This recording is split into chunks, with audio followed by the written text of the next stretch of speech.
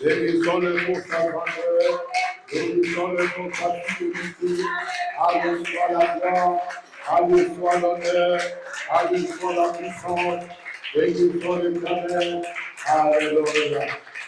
Oh mon Dieu, qui est bon, oh mon Dieu, oh tu es bon, mon Dieu, tu es bon pour moi, tu es bon. Oh mon Dieu, oh tu es bon. Oh mon Dieu, oh tu es bon. Oh oui, oh mon Dieu, oh tu es bon. Oh oui, tu es bon pour moi, tu es bon. Oh oui, ta oh tu es bon. Oh oui, ta oh oui, ta tu es bon. Oh oui, tu es bon pour moi, tu es bon. Oh, dans cette soirée, tu es bon. Dans cette tu es bon. Dans cette tu es bon. Oh oui, tu es bon pour moi, tu es bon. Oh oui, maman, tu es bon. Oh oui, maman, tu es bon. Oh oui, maman, tu es bon. Oh oui, tu es bon pour moi, tu es bon. Oh oui, dans mes projets, tu es bon. Dans mes soucis, tu es bon. Oh oui, dans ma maison, tu es bon. Oh oui, tu es bon pour moi, tu es bon. Oh, dans cette soirée, tu es bon. Dans ces moments, tu es bon. Oh oui, dans mon Dieu, tu es bon. Oh oui, tu es bon pour moi, tu es bon. Oh oui, oh mon Dieu, tu es bon. Oh oui, oh mon Dieu, tu es bon. Oh oui, oh mon Dieu, tu es bon. Oh oui, tu es bon pour moi, tu es bon. Oh oui, oh mon Dieu, tu es bon. Oh oui, oh mon Dieu, tu es bon. Oh oui, oh mon Dieu, tu es bon. Oh oui, tu es bon pour moi, tu es bon. Oh oui, oh Jésus, tu es bon. Oh les rois des rois, tu es bon. Oh les compétents, tu es bon. Oh oui, tu es bon pour moi, tu es bon. Oh oui, oh Jésus, tu es bon. Les dieux puissants, tu es bon. Oh les maîtres tu es bon. Oh oui, tu es bon pour moi, tu es bon. Oh oui, oh mon Dieu, tu es bon. Oh oui, oh mon Dieu, tu es bon. Oh oui, oh mon Dieu, tu es bon. Oh oui, tu es bon pour moi, tu es bon. Oh oui, oh mon Dieu, tu es bon. Oh oui, oh mon Dieu, tu es bon. Oh oui, oh mon Dieu, tu es bon. Oh oui, tu es bon pour moi, tu es bon. Oh oui, oh mon Dieu, tu es bon. Oh oui, oh mon Dieu, tu es bon. Oh oui, oh mon Dieu, tu es bon. Oh oui, tu es bon pour moi, tu es bon. Oh oui, oh mon Dieu, tu es bon. Oh oui, oh Jésus, tu es bon. Oh oui, oh mon Dieu, tu es bon. Oh oui, tu es bon pour moi, tu es bon. Oh oui, oh mon Dieu, tu es bon. Oh mon Dieu, tu es bon. Oh mon Dieu, tu es bon. Oh oui, tu es bon pour moi, tu es bon. Oh oui, oh mon Dieu, tu es bon. Oh mon Dieu, tu es bon. Oh oui, oh mon Dieu, tu es bon. Oh oui, tu es bon pour moi. Acclame le roi des rois, le Seigneur. Acclame-le avec qui de joie. Car il est bon, il est bon. Il est fidèle, il est merveilleux. À lui soit la gloire, à lui soit l'honneur, à lui soit la puissance. Dans le nom de Jésus-Christ. Et quelqu'un dit Amen. Et quelqu'un dit Amen. Et quelqu'un dit Amen. Alléluia. Alléluia. Et quelqu'un dit Amen. Et quelqu'un dit Amen. Et quelqu'un dit Amen. Alléluia. Il est merveilleux. Il est merveilleux. Regarde quelqu'un, il est merveilleux. Dis à cette personne, ne te décourage pas. Notre Dieu est merveilleux. Quelles que soient les circonstances, il est merveilleux. Quels que soient les problèmes, il est merveilleux. À lui soit la gloire. À lui soit l'honneur. À lui soit la victoire. Au nom de Jésus-Christ. Alors, acclamons. Alléluia. Shalom, je vous salue dans le nom précieux de notre Seigneur Jésus-Christ. Je t'invite à prendre ta Bible dans le livre des Psaumes 46, le verset 11. Bonsoir à tous, et le Dieu. Alléluia. La télé fait des caprices? Non. Alors, Psaume 46, le verset 11. 10 ou 11 selon les versions. Est-ce que tu as trouvé avec moi? Alors, ensemble, nous pouvons lire Psaume 46, le verset 11 au 10. La Bible dit 1, 2, 3. Abrité et sache que je suis Dieu. Je brille sur la nation, je brille sur la terre. Amen. Amen. En place. Je vais lire une autre version, parole de vie. Il dit, le Seigneur crie, arrêtez et reconnaissez que je suis Dieu. Je remporte la victoire sur tout le peuple et je remporte la victoire sur toute la terre. Alléluia. Nous sommes dans le mois où je dis, il m'a fait grâce. Nous sommes dans le mois où nous voulons reconnaître la grâce de Dieu manifestée dans notre vie. Et ici, ce soir, je viens encourager une personne. Que Dieu te dise ce que tu dois savoir. Il y a des choses que Dieu veut absolument que tu dois savoir. Est-ce que quelqu'un peut dire Amen? La Bible dit, par manque de connaissance, mon peuple périt. Ce qui fait périr une personne, ce n'est pas l'influence démoniaque, ce n'est pas l'influence de la sorcellerie, mais c'est le manque de connaissance. Si je sais des choses, alors je peux triompher de ces choses. Est-ce que quelqu'un peut dire Amen? Si par exemple tu sortais de chez toi, tu apprends que non, la route que tu vas prendre est inondée, est-ce que tu vas le prendre? Non, parce que tu sais. Est-ce que quelqu'un peut dire Amen? Mais si tu ne sais pas, tu vas emprunter la route et puis te trouver en plein milieu de l'inondation et tu ne sais pas comment faire. Donc il y a des choses que Dieu veut absolument que tu dois savoir. Et dans ces choses, il te dit quoi? Arrête-toi une minute, assieds-toi, réfléchis, réalise, reconnais-le en tant que Dieu. Reconnais-le en tant que Dieu. Reconnais-le en tant que le Seigneur. Est-ce que quelqu'un peut dire Amen?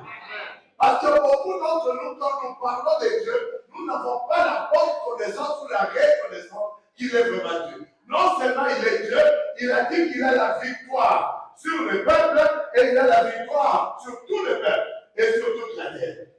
Alléluia. C'est-à-dire qu'il n'y a personne, il n'y a aucune situation, aucune réalité, ni auprès de l'humain, ni sur la terre, mais au-dessus de lui. C'est-à-dire qu'il domine sur tout. Il a la victoire sur tout. Alléluia. Donc même si les gens se liguent contre toi, lui te dit qu'il a la victoire.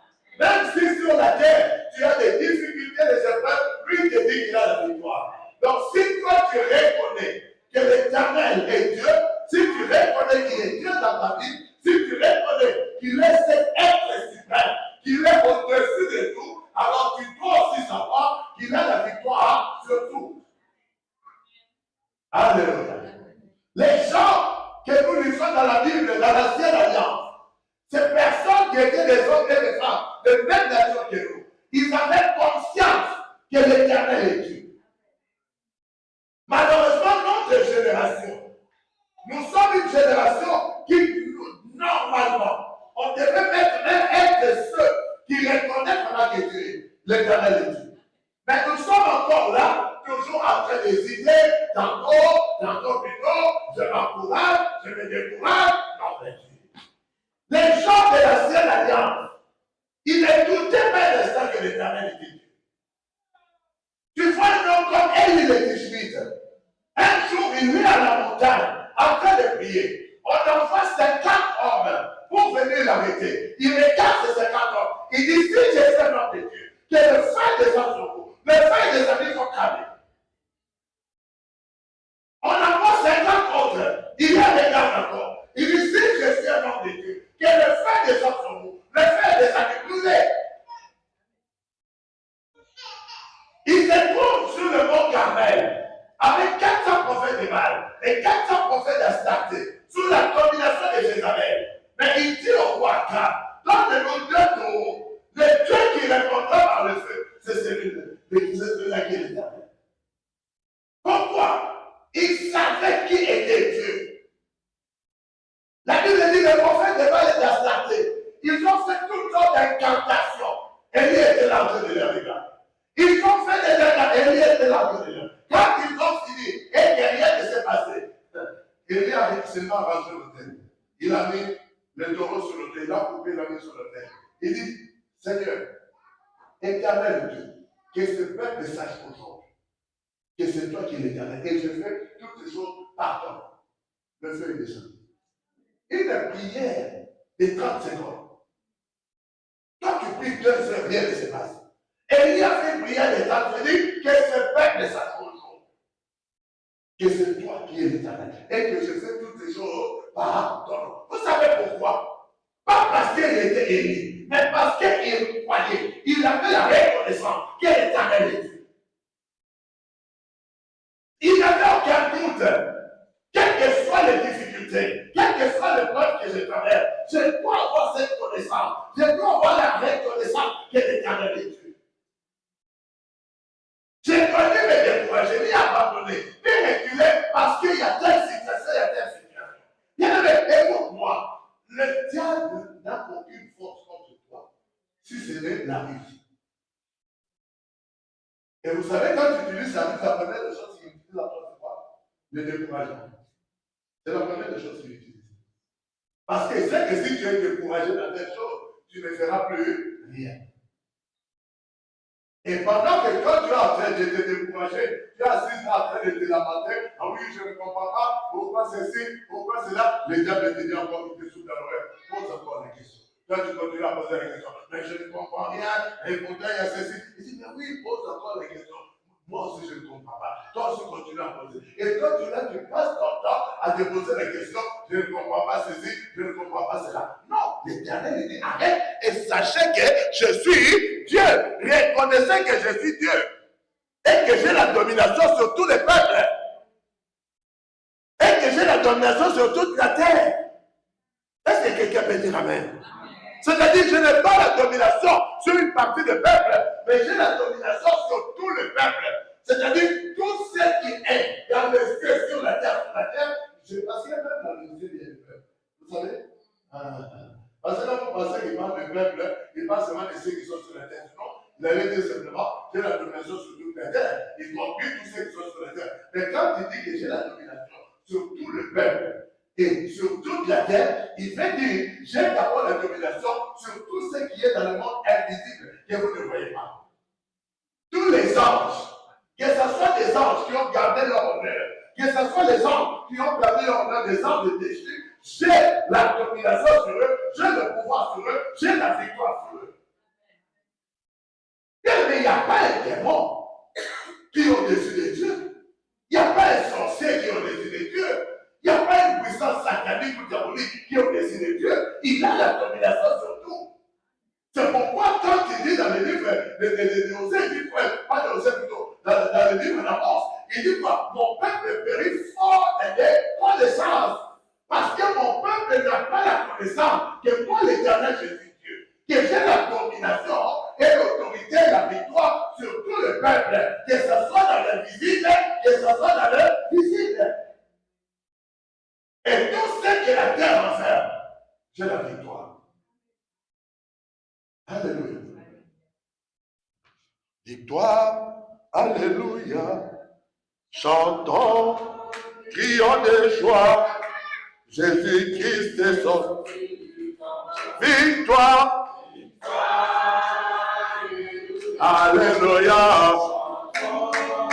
Crions de joie. Jésus-Christ est sorti.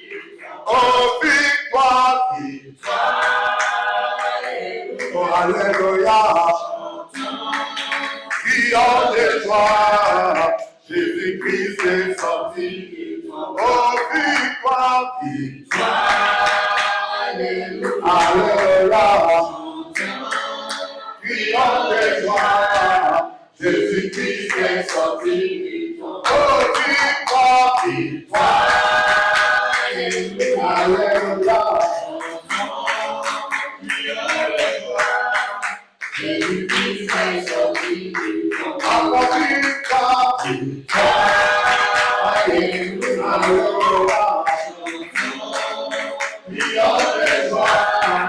Jésus-Christ est sorti. Alléluia. Il dit victoire. Chantons en criant, en lançant des cris de joie. Pourquoi? Parce que Jésus-Christ est sorti du tombeau. Sa sortie du tombeau est synonyme que tous ceux qui l'ont reçu, tous ceux qui croient à son nom, ils sont de plus que vainqueurs. Amen. Sur la nature humaine, dans la nature humaine telle qu'ils sont, quelle est la chose la plus grave qu'un homme a peur? C'est de la mort. Est-ce que quelqu'un comprend? C'est-à-dire qu'il y a des situations dans la vie, non, nous sommes embêtés, oui, je sais pas vous dire, mais la seule chose que chacun de nous, que nous voyons, c'est la finalité, c'est quoi? C'est la mort. On dit maintenant que Jésus est sorti du tombeau, non, il a vaincu quoi? La mort. C'est comme ça que Paul dit, oh, mort, où est le lion, oh, mort, où est ta victoire? Pourquoi? Parce que Jésus, même la mort n'a pas pu les guérir. Et étant sorti de ce jour de mort, étant sorti de la mort, donc il a victoire sur toutes ces choses. Parce que jusqu'à présent, personne d'autre n'a pu vaincre la mort, il y a que lui. Vous savez quoi? Je voulais que je vous dise quelque chose. C'est lui qui vient l'Antéchrist. Il va désirer également mourir. Vous savez ça? Ah. Vous savez pourquoi? Parce que s'il meurt, tout ce qu'il a mis en place, ça sera attesté. Mais on ne lui permettra pas de mourir. Donc Dieu va lui refuser la mort. Oui! Il va régner pendant 3 ans comme Jésus et il va vouloir mourir comme Jésus. Parce qu'il sait, maintenant il sait que la mort de Jésus, c'est ce qui est venu attester que voilà, nous sommes des plus que vainqueurs. Donc lui aussi va vouloir mourir pour que tout ce qu'il va mettre en place pendant 3 ans et demi, que les testaments soient ouverts. Parce qu'on ne peut pas lire le testament si le testament est vivant. Est-ce que quelqu'un m'entend? C'est-à-dire tout ce qu'il va venir mettre en place, qu'on appelle le système de l'antichrist. Donc il va vouloir aussi mourir pour que cela soit, le testament maintenant soit valide. Parce que s'il n'y a pas de mort constatée, on ne peut pas lire le testament. Et Dieu va lui refuser la mort.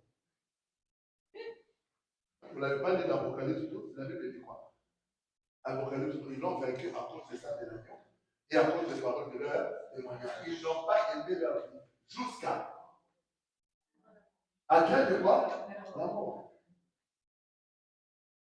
Est-ce que quelqu'un peut dire Amen?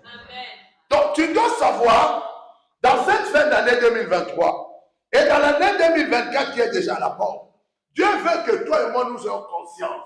Il y a des situations et des réalités qui peuvent arriver. Il y a des épreuves qui peuvent surgir. Mais l'Éternel est Dieu. Tous ceux qui ont remporté la victoire dans l'ancienne alliance, qu'on les appelle des hommes de foi, qu'on les a mis dans le panthéon de la foi, comme tu peux les lire dans les livres de l'Hébreu. À partir du verset 10, on met des gens qui sont dans le panthéon de la foi, des gens comme des Jésus, comme des Gédéon, comme des Esther, comme des David, comme des Abraham, comme des Moïse. Pourquoi? Parce que ces gens, tout simplement, qui étaient des hommes de même la vie que toi et moi, ils avaient la reconnaissance. Et l'Éternel était Dieu. Ils n'avaient aucun doute à ce niveau-là. Est-ce que quelqu'un peut dire Amen? Amen. Quelqu'un qui croit ainsi est capable de changer son environnement et remporter des victoires là où personne ne peut voir la victoire sortir. C'est ainsi. Prenez avec moi le livre de Genèse 26, à partir du verset 18. Genèse 26, à partir du verset 18. La Bible dit, 26, Genèse 26, à partir du verset 18, les Écritures disent, Isaac creusa de nouveau le puits à l'époque de Abraham, son père, et qu'avait comblé après la mort, il leur donna le même nom que son père l'avait, 19. Dans la vallée, oui, oui, oui, l'eau est à... Attendez, bien aimé. Comment on dit que les gens qui ont bouché le puits, mais quand maintenant le berger d'Isaac vient récréer le puits, ils ont dit non, on confesse que le puits, l'eau est à l'eau. Mais qui ont bouché ça, c'est eux. Quand ils avaient bouché le puits, il y avait l'eau, il n'y avait pas l'eau, il y avait l'eau. Mais ils n'avaient pas bouché le puits. Mais quand maintenant le berger d'Isaac vient pour récréer, ils ont dit non, l'eau est à nous. Donc même pas le puits, mais l'eau est à nous. C'est-à-dire qu'ils veulent confisquer ce que les bergers d'Isaac ont venu découvrir de ce que le berger de Père Abraham, ils avaient pesé avant. Mais pourquoi ils avaient bouché ça? Bien aimé, le diable, quand il vient dans ta vie, il vient pour dérober, pour détruire de ce qui est de ton pouvoir. Il ne vient pas pour négocier avec toi par rapport à ce que tu as, mais il vient pour prendre ça en otage. Il vient pour réclamer comme si cela était à lui. Alors qu'il est celui qui vient pour boucher le trou et empêcher que cette eau continue à couler. Mais quand il voit que tu fais l'effort pour arriver à reboucher le puits et trouver encore de l'eau, il vient te dire non, cette eau m'appartient. Alléluia. Le diable fera tout pour t'empêcher de pouvoir garder ce que Dieu t'a donné. Le diable fera tout lorsque tu écoutes la parole ici. Il viendra pour mettre la contradiction dans tes pensées. Il viendra mettre le doute. Il viendra mettre la peur et les inquiétudes. Est-ce que quelqu'un m'entend? On peut prier pour toi. Ou toi-même tu peux prier. Et on te dit que oh, voilà, tu es guéri. Mais le diable viendra confisquer ta santé. En te disant non, non, tu n'es pas guéri, tu es encore malade, regarde les symptômes. Et quand c'est à ce moment-là, oh oui, c'est vrai, la prière n'a pas marché, je ne comprends pas.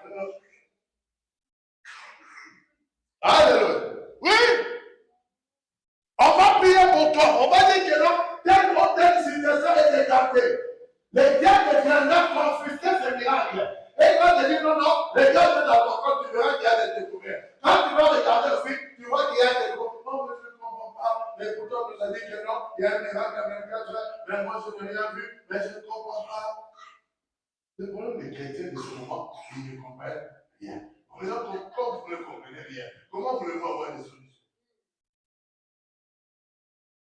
Il faudra peut-être commencer à comprendre la parole de Dieu, à comprendre la volonté de Dieu. Qu'est-ce que Dieu m'attend? À comprendre qu'est-ce que Dieu attend de toi, qu'est-ce que Dieu veut de toi. Continue avec moi. Ils ont dit que l'eau est à... Ensuite, il donnait depuis le nom de quoi? Ezek veut dire dispute. Ezek veut dire dispute. L'ennemi viendra discuter avec toi par rapport à la bénédiction de Dieu dans ta vie.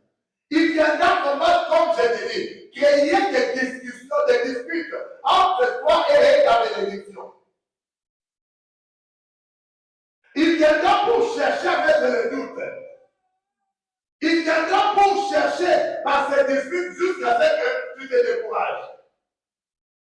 Il enverra encore les symptômes. Il enverra encore des situations pour te mettre en doute. Te dire, crois-tu vraiment que ça va marcher? Est-ce que tu crois que ta fille sera sauvée? Est-ce que tu crois que ton fils va sortir? Et quand toi tu regardes la réalité, tu dis non, c'est désespéré. Ça ne s'arrêtera pas. On a prié, mais ça ne s'arrêtera pas. Mais le vrai problème, c'est quoi? C'est que quand Dieu t'a dit, la chose est déjà là. J'ai parlé avec une Et nos sœurs de l'église de Paris aujourd'hui, ce matin, elle était toute joyeuse, elle me parlait, elle était toute contente. Je dis, ouais, annonce-moi la bonne nouvelle.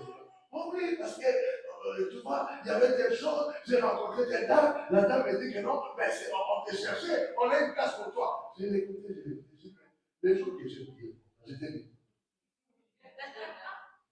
Je t'ai dit que Dieu a déjà fait. Mais le diable viendra créer des disputes avec toi. Pour que tu ne crois pas. Et quand le diable a fait des disputes, elle s'est découragée. Maintenant, elle se rend compte que tout ce qu'elle attendait était déjà disposé pour elle. Mais elle a perdu pratiquement un mois et demi. Le temps de vouloir se relever. Vous voyez comment vous passez à côté de ce que Dieu fait. Tu vas perdre des semaines, de mois. Alors que quand Dieu a parlé là ce soir, dans le système céleste, que ce soit dans l'invisible comme dans le visible, il y a un déclenchement. Il y a un déclenchement. Mon frère, ma soeur, quand Dieu parle dans la vie des personnes, même les diables, il se précipite à venir avec la bénédiction. Parce que c'est Dieu qui a parlé. Le problème, c'est que vous prenez la parole de Dieu tellement à la légère. Quand Dieu parle, même les diables, il est candidat à venir faire ce que Dieu a dit. C'est un honneur de faire ce que Dieu a dit. Oh Dieu. C'est toi et moi. Nous négligeons la parole, nous prenons la parole comme le monde. Faire ce que Dieu a dit, même les diables, quand ils entendent Dieu parler, ils sont vite.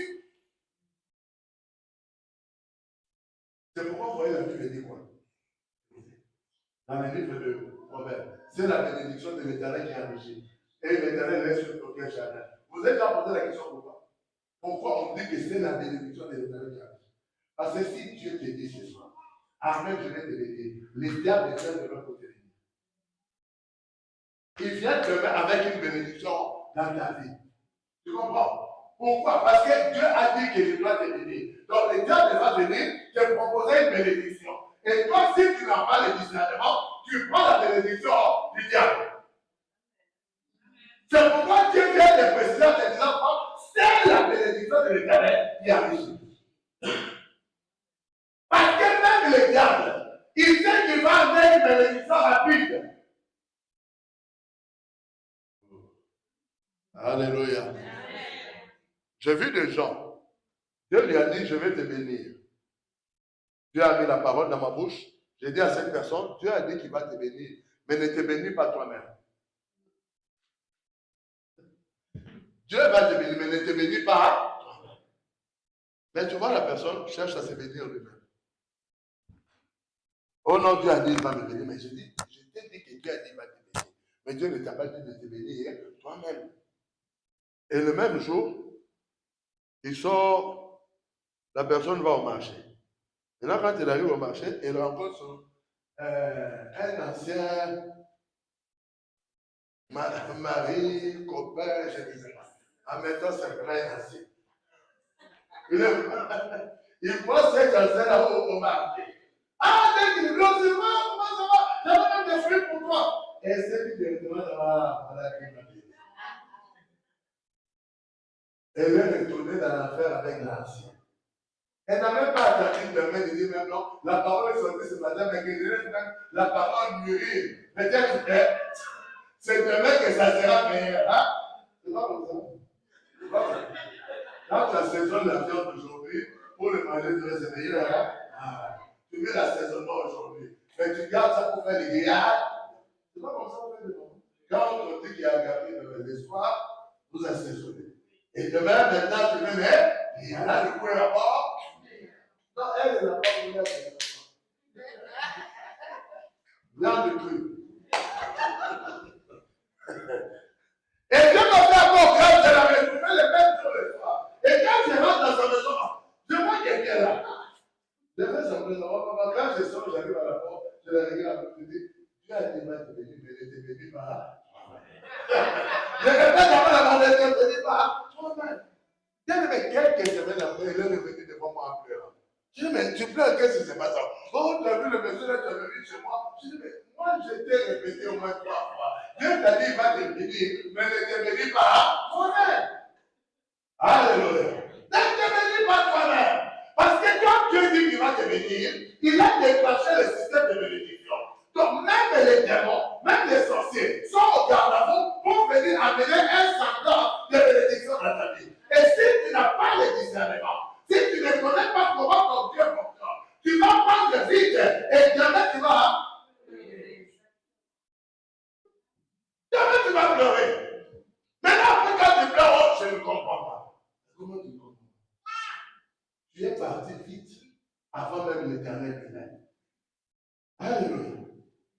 Il te cherchera des disputes. Bien aimé, le diable cherchera des disputes dans ta vie pour t'empêcher de garder la parole que Dieu a sortie. Pour t'empêcher à maintenir la pensée du Seigneur pour toi. Est-ce que quelqu'un peut dire Amen? Continue avec moi. Il dit quoi encore? Le berger d'Isaac a fait quoi? Parce qu'il s'était disputé avec lui. 21. Oui? Oui? Il appelle ça quoi? Sitna veut dire opposition ou accusation. Alléluia. Opposition ou accusation. C'est-à-dire quand le diable verra qu'au niveau des disputes, tu as échappé, il va vouloir s'opposer à ce que la parole de l'Éternel s'accomplit. Il va mettre des oppositions ou il va mettre quoi? Des accusations. On commence à t'accuser à dire tu as fait ceci, tu as fait cela, ou même des fois, toi-même tu commences à t'accuser toi-même. Il y a combien de personnes bloquent leur bénédiction parce que tu t'accuses toi-même? Le diable te met en tête que si tel malheur t'arrive, c'est de ta faute. Parce que tu avais fait ceci. Si telle chose t'arrive, c'est de ta faute. Oui. Et là, toi-même, tu rentres en accusation vis-à-vis de toi-même. Et tu commences toi-même à dire que non, de toute façon, je n'ai pas le droit d'être guéri, je n'ai pas le droit d'être béni, parce que de toute façon, le malheur qui m'arrive, c'est moi-même qui est responsable. Et tu fais quoi? Donc, il vient mettre une opposition dans ta vie en t'utilisant toi-même. Le diable a compris pour t'envoyer une autre personne, pour venir te convaincre, tu ne vas pas accepter. Parce que quand cette personne vient, entre temps dans l'autre oreille, il y a l'envoi du révérend Jean-Baptiste qui te dit non, n'arrivez pas. Mais maintenant, qu'est-ce qu'il fait? Il vient en toi-même. Il met en toi-même la culpabilité.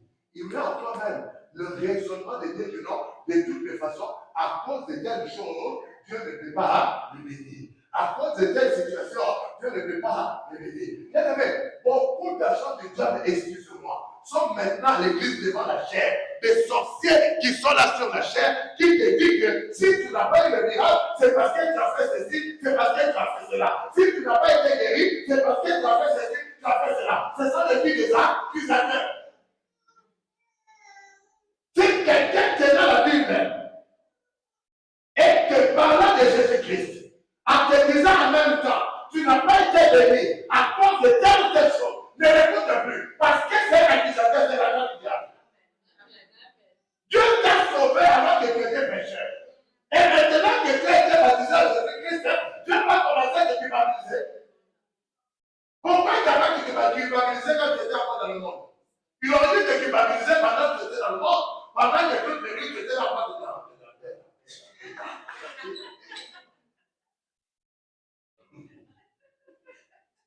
Je faisais des danses en disant avant de nuit, quand même tu le. Il t'a pas accusé. Les jours seulement tu es sorti du monde. Tu es maintenant tous les jours assis au temple. Tu es tous les jours en train d'essayer. Hein? Je dis bien, tu n'es pas encore arrivé, mais tu es en train d'essayer de plaire à Dieu. Et là, Dieu lui vient, il commence à t'accuser. Est-ce que vous trouvez ça normal? C'est pas normal. Quand ils ont vu que ils ont cherché des disputes avec les bergers d'Isaac et que les bergers d'Isaac ne sont pas tombés dans cette discussion. Alors, ok, vous voulez nous discuter pour ça, on vous laisse ça. Nous, on va creuser notre œuvre. Oui, donc au lieu qu'ils continuent à se discuter avec nous, ils ont laissé pour notre œuvre. Oui, alors là, on doit voir comment s'opposer maintenant. comment on peut mettre une opposition. Car le diable viendra mettre l'opposition dans tes pensées. Il viendra te mettre dans une opposition d'accusation. Tu peux commencer à t'accuser toi-même sans même savoir. Vous ne savez pas comment Dieu est attristé car il voit un chrétien s'accuser lui-même. Dieu ne te demande pas de t'accuser, de commencer à t'accuser toi-même. Dieu te demande de te repentir. Se repentir, ce n'est pas s'accuser. Se repentir, c'est que je reconnais que ce que j'ai fait n'est pas. Je reviens vers Dieu, je dis à Dieu, j'ai péché contre toi, j'ai péché contre les siens. Je ne suis plus digne d'être appelé ton fils.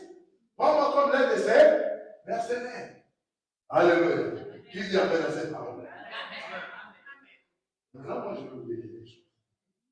Le fils prodigue est revenu, il a dit quelque chose.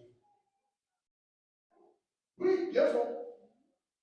Parce que c'est lui qui est en Jésus-Christ ne peut plus être péché. Quand tu es en Jésus-Christ, tu ne peux plus être pécheur. Tous ceux qui sont en Jésus-Christ, qui ont accepté Jésus-Christ, qui ont été baptisés au nom de Jésus-Christ, ils ne peuvent plus être des pécheurs. Parce que le péché, c'est une nature. Or, la Bible dit, quand tu reçois Jésus-Christ, que tu fais ta repentance, tu es baptisé au nom de Jésus-Christ, acte des apôtres de Dieu 38, il dit quoi? Il efface le péché. Et il te donne le don du Saint-Esprit. Cela veut dire quoi? Tu n'es plus pécheur. Mais tu peux commettre des erreurs. Tu peux commettre des erreurs. Quand quelqu'un te pointe du doigt en te disant que tu es pécheur, regarde-le en fait, dis-moi pas moi. Mais pas moi. Moi, je sais que je ne suis pas pécheur. J'ai commis peut-être une faute, mais je ne suis pas une faute. J'ai commis peut-être une erreur, mais je ne suis pas une erreur. J'ai glissé. Mais cela me dit pas que je suis resté par terre. Est-ce que la nature du péché est déracinée dans ta vie au moment où tu reçois Jésus-Christ comme Seigneur et Sauveur et que tu es baptisé au nom de Jésus. Il ôte en toi l'âme qui faisait de toi pécheur. C'est pourquoi la Bible dit des justes qu'il était. Il est devenu péché pour que nous devenions quoi? Justes. Mais le diable viendra créer des accusations sur toi. Le diable viendra dire des choses sur toi. Il te mettra même dans la tête.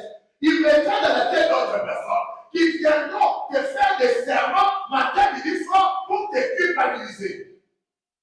Car l'église de Christ n'est pas le lieu où on prêche le péché.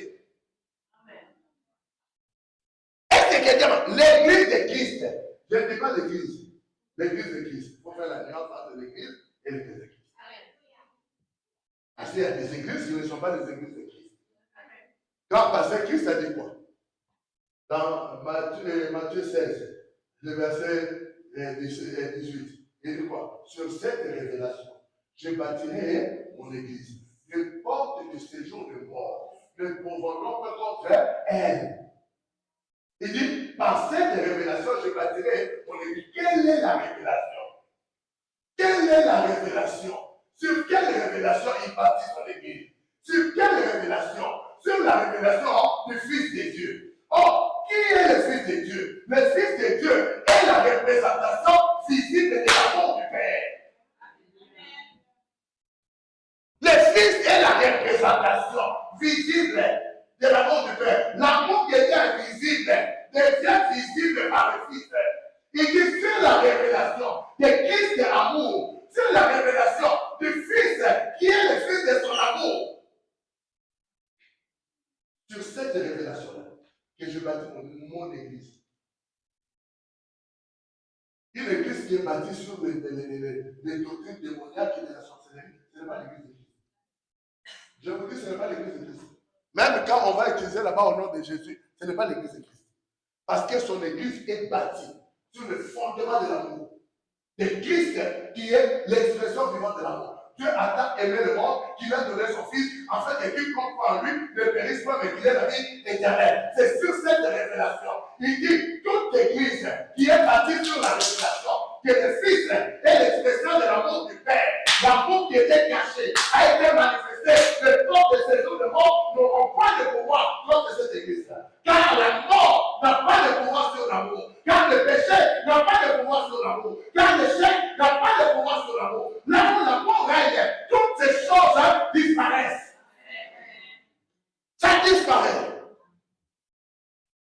Est-ce que quelqu'un attend? Ça disparaît. Parce que la révélation du Fils, la Bible dit, ne tue pas, mais donne la vie. Alléluia. Bien aimé, la révélation du Fils dans la vie d'une personne, ça ne produit pas la mort, mais ça produit la vie.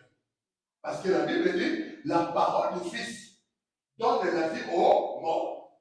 Et ceux qui étaient dans les sépulcres, ils sortent par la parole du Fils. Ceux qui ont pratiqué le bien pour la vie éternelle, ceux qui ont pratiqué le mal pour aller en enfer. Mais la parole, même l'enfer. Pour vous dire, l'enfer, ce n'est pas une cimetière. Qui vous a dit que l'enfer, c'est une cimetière? L'enfer, ce n'est pas une cimetière. Il n'y a pas de tombeau en enfer. Les gens qui sont en enfer sont vivants. Parce que s'ils ne sont pas vivants, comment ils vont pleurer avec des clés et des personnes dedans? Vous avez déjà passé un monde qui a pu pleurer. Si tu passes, on ne va pas la fête. Si toi tu vas rester, tu restes. Moi, personnellement, je ne vais pas. Je vois un mort en train de crier. Donc, vous voyez un mort là dans le 5e minute en train de crier. Je suis mort. Si tu étais à cette veillée là, le reste, c'est même pas 5 minutes. Comprends que non, il y a danger. Oui. Mais on dit qu'en enfer, il y aura des cris et des grincements dedans. Donc, c'est là que dit, les gens qui vont crier et qui auront des grincements dedans, ils ne sont pas morts, ils sont vivants. La foi du Fils, même dans le mal, ça ne produit pas la mort. Le Fils n'est pas venu pour donner la mort. Le Fils est venu pour donner la vie. Même à ceux qui ont pratiqué le mal, il leur donne la vie afin qu'ils aillent maintenant dans l'heure où il y aura des pleurs et des grincements des gars, mais qui vont abandonner la vie. Ça brûle. Alléluia. Oui, il ne donne pas la mort. C'est lui qui est l'auteur de la mort, c'est le diable. C'est le diable qui veut abréger la vie et la situation des personnes. Est-ce que quelqu'un m'entend? Il va créer les oppositions, il va créer les accusations, mais ne cède pas ni à l'opposition, ni à l'accusation. Quand tu sais que tu poursuis la vérité, quand tu sais que tu es assis dans la vérité, quand tu sais c'est la vérité qui est, comment je vais dire, ton guide, même quand il y a des oppositions, même quand il y a des accusations, continue. Est-ce que quelqu'un m'entend? Je dis quoi? Continue. Ne t'arrête pas. Continue. Je dis quoi? Continue. Si tu t'arrêtes, tu commets la plus grosse erreur. Parce que toi-même, tu viens de mettre la bénédiction de l'Éternel dans ta vie en danger. Toi-même, tu viens de refuser que tu sois béni par l'Éternel. Est-ce que quelqu'un peut dire amen? Il y aura les oppositions. Il y aura les accusations. Mais toi, ne cède pas. Que quelqu'un dit, je ne vais pas céder. Que quelqu'un dit, je ne vais pas céder. Quelles que soient les accusations, je dois poursuivre. Est-ce que quelqu'un m'entend? Il y a eu une première puis, il y a eu dispute. Il y a eu deuxième puis, il y a eu quoi? Opposition et accusation. Continue avec moi. Le verset 22. Il sait? Oui? Hein? Oui?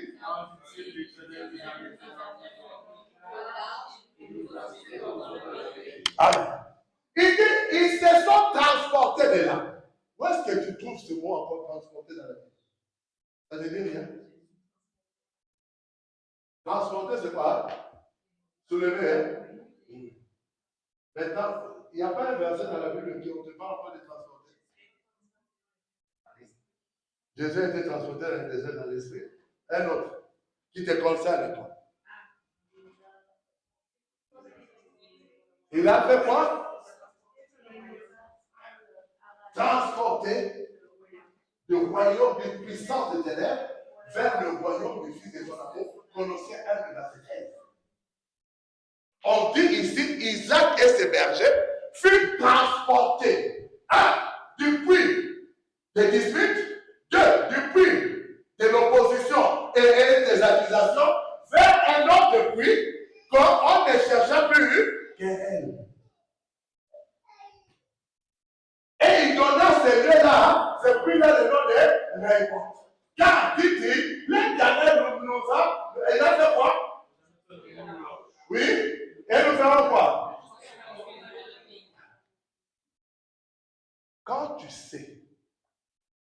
ramène Dieu dans ta vie, ne t'arrête pas sur les oppositions que tu vois dans ta vie.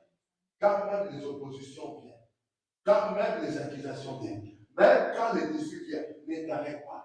Parce que tu dois savoir, derrière chaque porte fermée, il y a une pièce. Amen. Quand tu as trouvé une porte fermée dans la rue,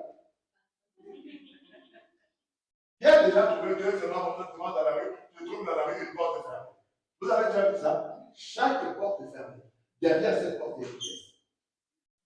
Donc, cette pièce-là qui est derrière la porte, c'est le lieu où toi tu dois rentrer.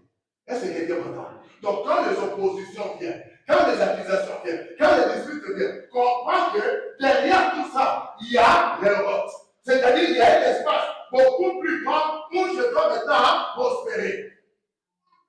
Tu dois apprendre à prospérer quand il y a des oppositions. Bien, mais tu ne peux pas devenir grand. Si tu attends de prospérer dans le milieu calme, tu ne prospéreras pas. Un homme qui prospère, il prospère quand tout est dans l'opposition.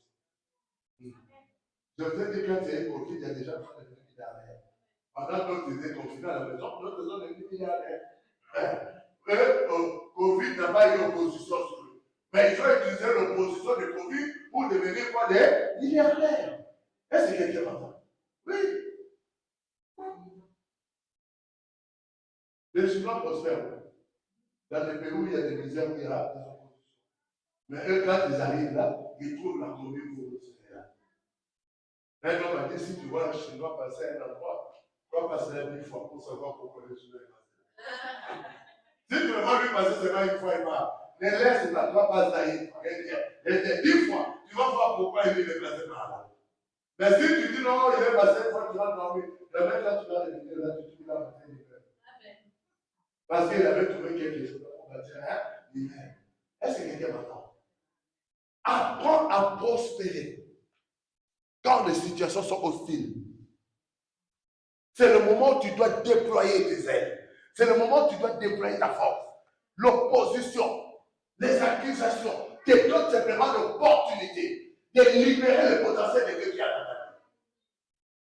Les oppositions ne viennent pas pour t'arrêter. Sauf si toi-même tu décides de t'arrêter. Mais si tu refuses de t'arrêter, quand il y a des oppositions, tu verras que chaque opposition se changera en soumission et tu ouvriras la porte, tu passeras. S'ils avaient dit, parce qu'on nous a cherché dispute, s'ils avaient dit, parce qu'il y a des oppositions, on arrête, ils allaient aussi monter les gens. Mais ils ont persévéré. Et là, ils ont été transportés dans un lieu qui les a permis maintenant de commencer quoi? À prospérer. Bien aimé, que personne ne te trompe. Le diable ne te laissera jamais, même pas dans ton sommeil, pour que tu prospères. Il ne laissera pas. Il fera tout ce qui est de son possible pour que ce que Dieu dit dans ta vie ne s'accomplisse pas. Il fera tout ce qui est de son possible pour que la bénédiction de l'Éternel dans ta vie ne puisse pas apparaître. Bien aimé, jamais le diable. Vous pensez que non, quand vous êtes là au amour du Père à Martinique, le diable va vous laisser un jour tranquille en disant non, non, il n'y a pas de problème. Dieu, vous êtes à Martinique, continuez votre affaire, moi je vous laisse tranquille. Détrompez-vous. Il fera tout ce qui est de son possible pour que la vision ne puisse pas s'accomplir. Il fera tout ce qui est de sa force pour que vous abandonnez. Il va utiliser tous les moyens. Mais quand vous allez demeurer, quand vous allez continuer, quand tu peux, on peut prier pour toi. On te dit que tu es guéri, mais tu rentres à la maison, tu sens les symptômes. Si tu sens les symptômes, tu pleures, c'est ton problème. La maladie va venir. Mais lève-toi. Dis Satan, tu es ma père. Dieu m'a dit à telle heure, je suis guéri, je suis guéri. Moi, je sais que je suis guéri. Il va jouer. Demain matin, il va se réveiller avec toi des courbatures, des machins. Il dit, mon ami, tu es stupide. Il dit, mon toi, tu es stupide. Parce que Dieu m'a dit hier que je suis guéri. Et toi, tu ne viens pas avec des symptômes. Je suis guéri. Je suis guéri. Est-ce que tu m'entends? Quand tu es en train de réclamer quelque chose auprès de Dieu, ne lâche pas. Aussi longtemps, tu n'as pas vu la chose venir. Lisez Élie le Tishbite. Il est monté sur le mont Carmel. Il s'est mis en position d'accouchement. Comme les femmes de l'Orient accouchent. La Bible dit, et il s'est mis en position d'accouchement. Il envoie son serviteur. Va voir au bord de la mer. Il y a quoi? Il n'y a rien.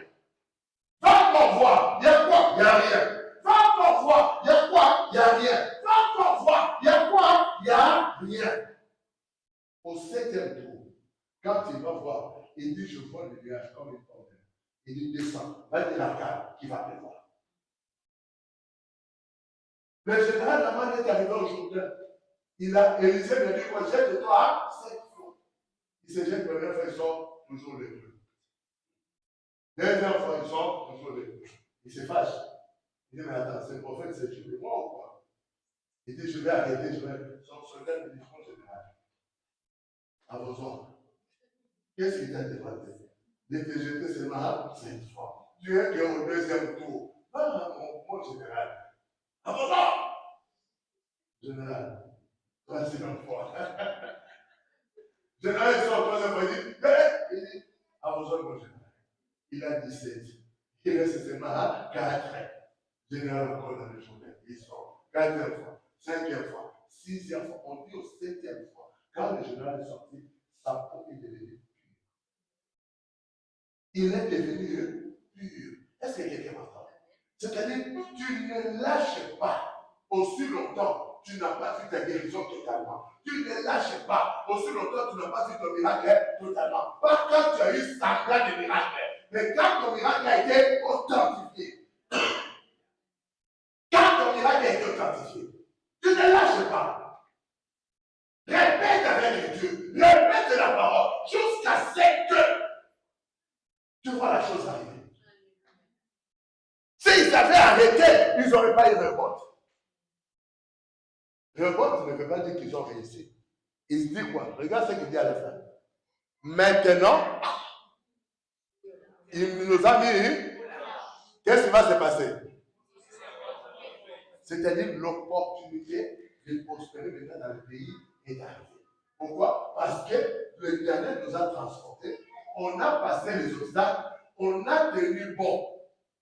Maintenant, nous avons la possibilité de quoi? De prospérer. Nous avons la possibilité maintenant de réussir notre mission. Mais cela ne veut pas dire qu'on a réussi. Donne-moi le verset suivant. Le 23. 23, on dit quoi? Ils arrivent où? Oui. L'Éternel a fait quoi? Oui.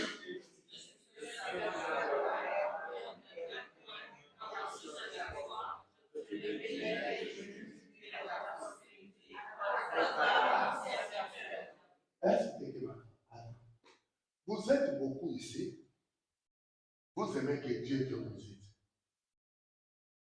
Ah, j'ai pris Seigneur, visite-moi. Seigneur, visite-moi. Mais cependant, tu t'es arrêté au prix des disputes. Tu t'es arrêté au prix des disputes, mais tu veux que Dieu t'apparaisse. Dieu n'apparaît pas là où il y a des disputes. Donc, quand on a fait les disputes, tu t'es arrêté là. Oh Seigneur, je veux ta visitation. Dieu ne vient pas là où il y a des disputes. Vous ne le savez pas?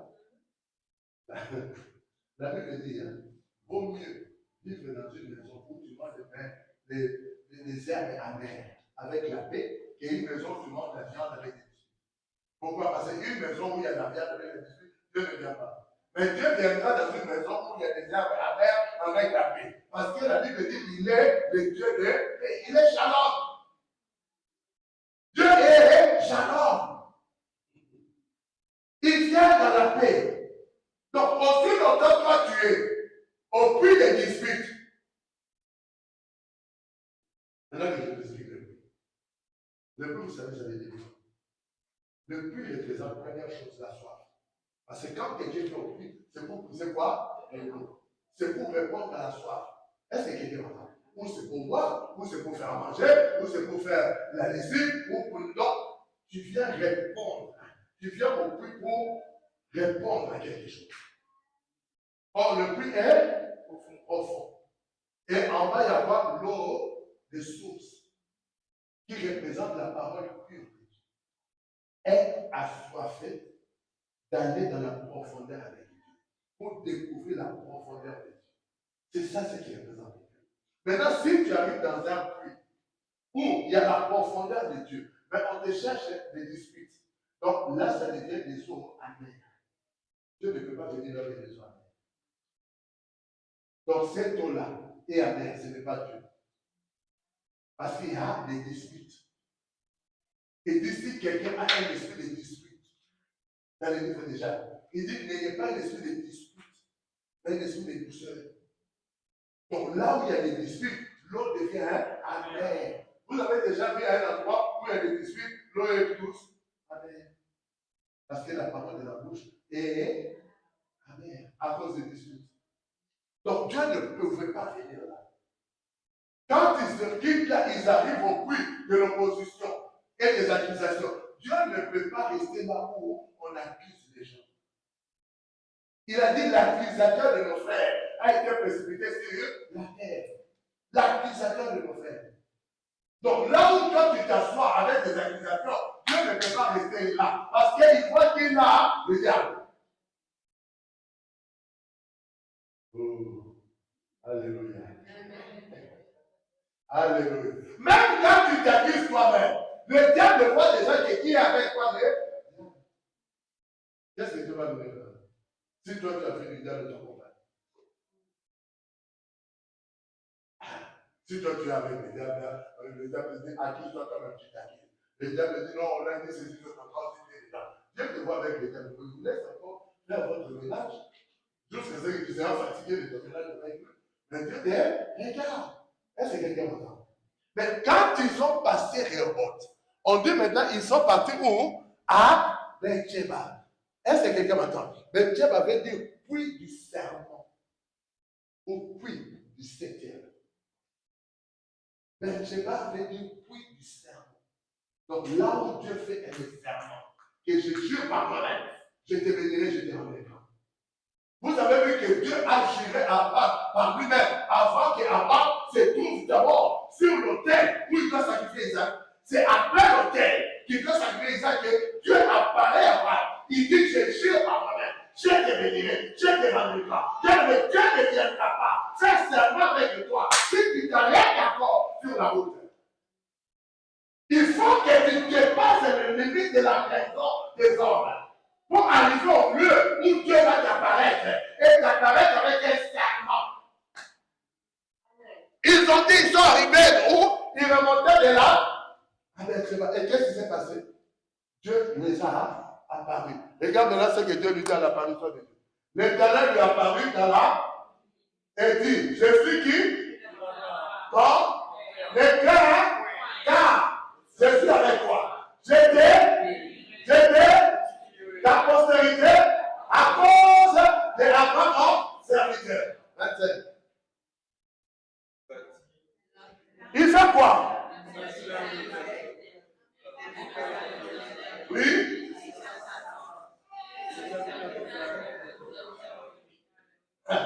Vous entendez? Après qu'il a quitté le niveau de dispute, le niveau d'accusation et d'opposition, il est arrivé à Rehoboth.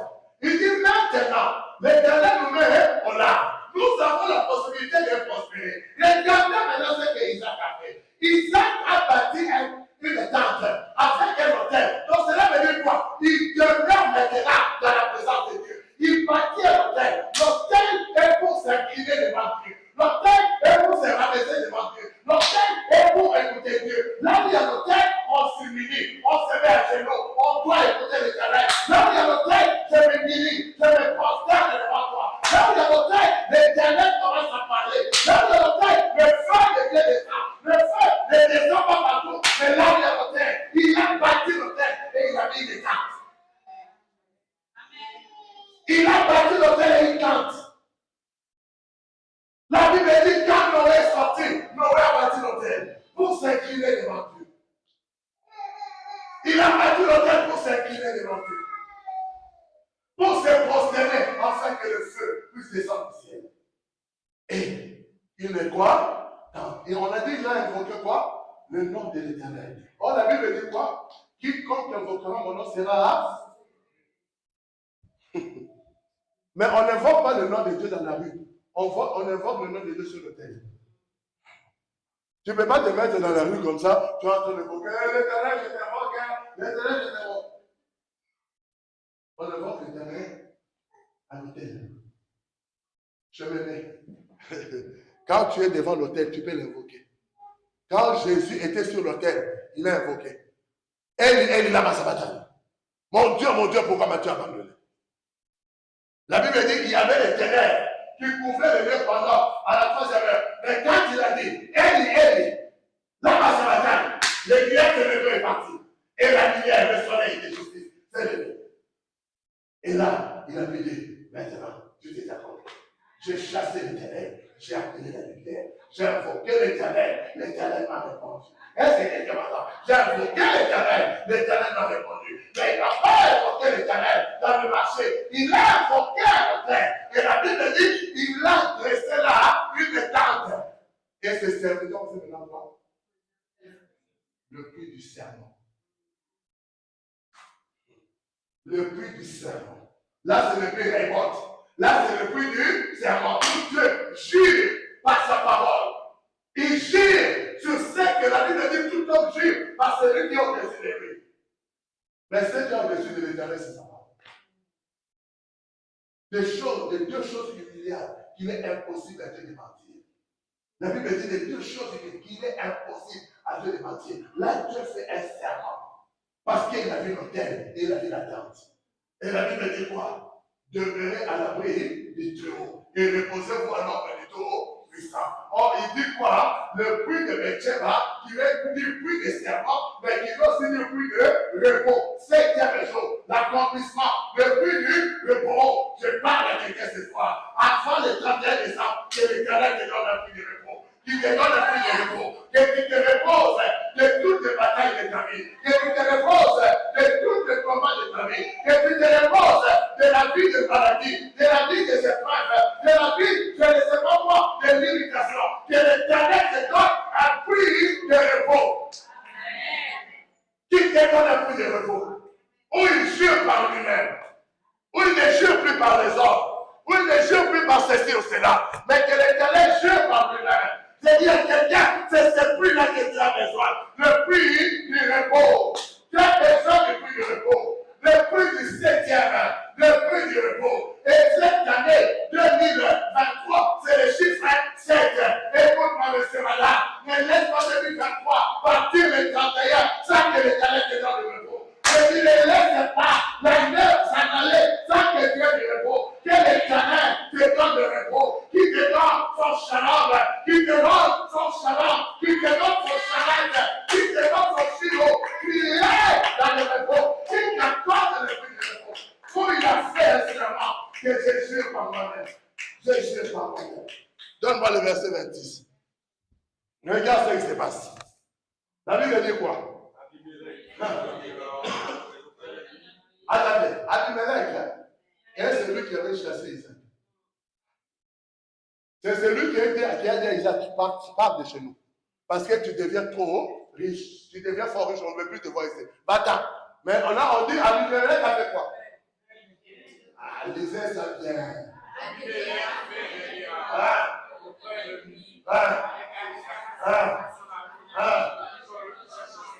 Et le piccolo, quelqu'un qui picole tout le temps. Allez, c'est que Abimelech avait chez des alarmés qui s'appelle piccolo. Il picolait tout le temps. C'est pourquoi il donnait à Abimelech de mauvaises décisions. Continuez le verset 27. Il dit quoi?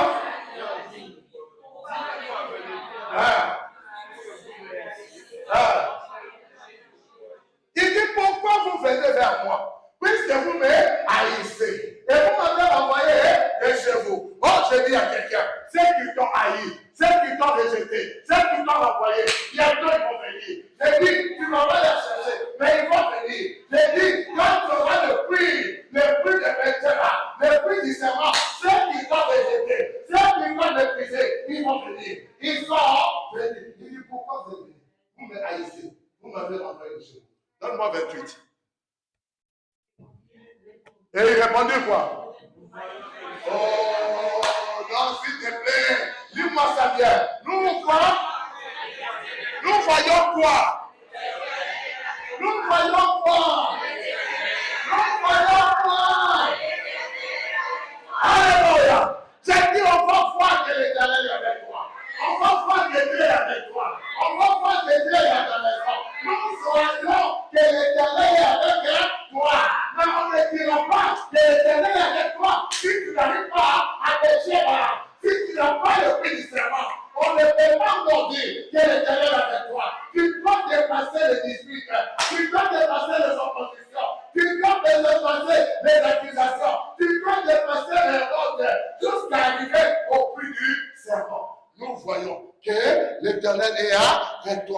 pourquoi nous dit il y a. Est-ce que c'est Isaac qui les a dit? Eux-mêmes, ils ont vu qu'il y a un serment. Donc un serment qui dit qu'Isaac est intouchable. Isaac ne lui cherchait plus querelle. Nous avons vu quoi? Il y a quoi? Entre et toi? C'est eux qui sont venus chercher. Parce qu'ils ont vu qu'il y a les serments de Dieu dans la vie d'Isaac. Et ils ont dit maintenant, nous venons pour traiter alliance avec. Nous ne voulons plus être des ennemis. Oh, je parle à quelqu'un. Ceux qui sont des ennemis aujourd'hui, oh, écoute ma voix. Ils viendront chercher pour qu'ils ne soient plus ton ennemi. Je dis, c'est eux qui viendront pour dire que je ne peux plus être ton ennemi. Parce que je vois les serments de Dieu. Quand Dieu traite des signes, il proclame des serments. Dans la vie d'une personne, on le voit sur sa tête. Amen. Quand les avocats, les magistrats prêtent serment, on le voit ou on ne le voit pas? Oh, je demande. Mais dans leur tenue, on voit qu'ils ont prêté. Donc ça devient une signe de représentation. Quand le médecin a prêté serment, on le voit avec la blouse, maintenant on dit que non, docteur.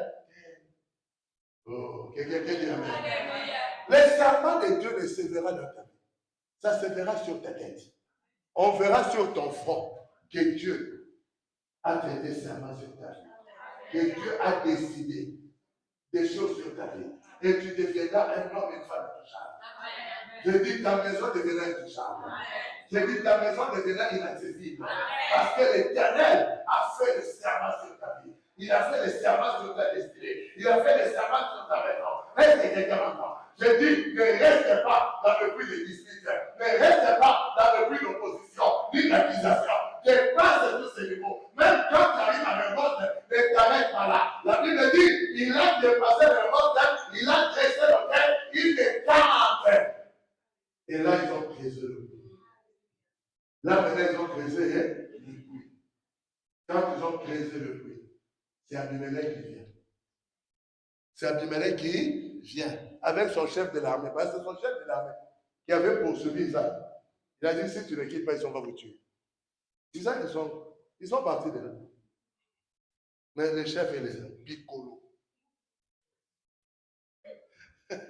Un chef de l'armée qui picole. Donc, il donnait de mauvaises décisions à son commandant en chef. Comme il était sous la bouteille. Donc, il voyait Abimelech, il voyait Isaac sous. Alors, il voyait comme si Isaac avait des corps. Oh, diable la mère. Il y a des gens qui te voient avec des corps. Mais demain, ils vont voir que sur ta tête, ce n'était pas des corps. C'était une couronne de quelqu'un. Ils sont en train de te combattre, pourquoi? Parce qu'ils sont en de piccolo. Donc, au lieu de te voir avec, ils sont en train de te voir avec des corps comme ça. Jusqu'à ce qu'ils seront désoulés. Et là, ils vont voir, maintenant, non, ce n'était pas des corps, mais c'était une couronne. Oh, c'est-à-dire, ils vont se rendre compte que sur ta tête, il y a une couronne maintenant de corps. Alléluia. C'est toi qui ne sais pas. Tes ennemis, tes adversaires, tes traits de sorciers. Mais ils ne veulent pas te dire simplement en face. Mais dans leur cœur, quand ils font leur retour, oh, elle est sorcière. Tu ne vois pas sur cette tête. Quand ils vont faire un dessin de toi dans leur champ d'été, ils te dessinent où ils prennent ta photo, ils mettent ta photo là, ils mettent des corps. Et ils commencent à lancer des fléchettes sur ta photo. Parce qu'ils veulent faire tomber des corps. Mais comme toi, tu n'as pas de corps, donc cela te dit leur flèche est insensée. Parce qu'eux veulent abattre quelqu'un qui a des corps. Mais seulement quand tu n'as pas de corps, toi tu as une couronne. Donc ils sont en train de jeter des flèches sur la mauvaise herbe. Oh, quelqu'un dit amen. C'est-à-dire la personne qui est en train d'attaquer, c'est la mauvaise herbe. Ce n'est pas toi. C'est pourquoi ne passe pas ton temps à chercher qui est libre, qui a fait ça. Laisse-les, ils sont sous le mauvais cible. Et si l'autel sont sous le mauvais cible, toi tu peux prospérer dans la vie. Oh, quelqu'un dit Amen. Parce qu'eux, ils pensent que c'est sur toi qu'ils jettent des pierres, mais ce n'est pas sur toi. Est-ce que quelqu'un m'entend? Pour eux, ils jettent des pierres sur toi, mais seulement ce n'est pas à toi. Toi, tu es couronné. Et quelqu'un dit, je suis couronné. Et quelqu'un dit, je suis couronné. Je suis le temple de Dieu. Je suis le temple de Dieu. Je suis la maison de Dieu. Je suis l'habitation de Dieu. L'Esprit du Seigneur habite en moi. L'Esprit du Seigneur habite en moi. L'Esprit de Dieu habite en moi. Je chantais comme David. Dans l'Esprit de Dieu habite en moi. Je chantais comme David. Oh, je chantais, je chantais, je chantais. Oh, je chantais comme David. Oh, je chantais,